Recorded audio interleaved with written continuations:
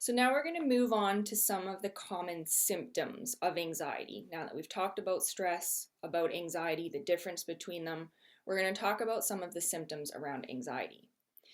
Did you know that anxiety is one of the top two mental health reasons that people visit their doctor? It's very common. And this is a stat that is from in the last 2 to 3 years, which means it's not even taking into account the last 2 to 3 years where COVID has occurred, which has increased anxiety across all populations drastically. Over 15% of children and youth in Canada experience mental health concerns, and anxiety is at the top of the list. 15%. 7% of children struggle with anxiety in Canada, and 10% of youth struggle with anxiety in Canada. Those are really high numbers pointing out how common it is. Mood swings and changes in typical expected behaviors are often indicators of stress or anxiety that a child or a youth is feeling.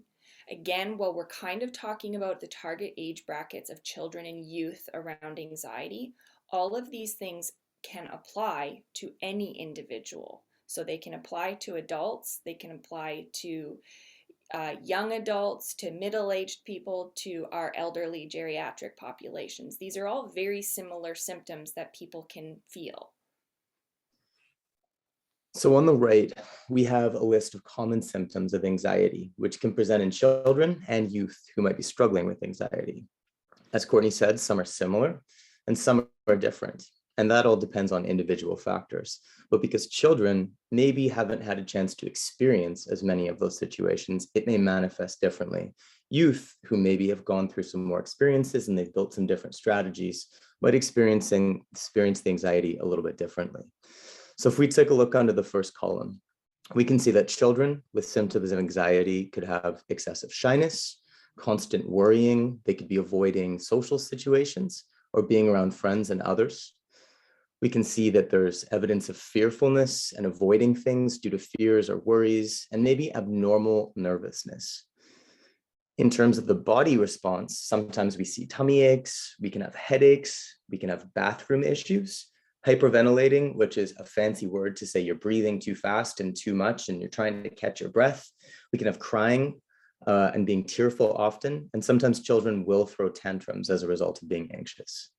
If we look at a little bit older of a group in the youth population, so teenagers, we see some similarities, but there are some differences. There's the excessive worrying, feeling of that stress, the panic feelings, obsessing over certain thoughts.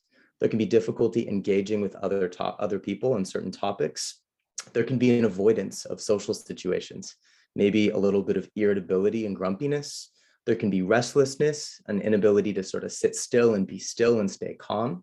There can be exhaustion and fatigue because of difficulty in actually falling asleep and staying asleep, which causes somebody to have low energy. We also know that you, on a body response for youth, could have poor appetite. You're not really feeling hungry. And so when we're not hungry, we're not eating, and we can have poor concentration. We can have body aches and pains, and just generally feeling unwell.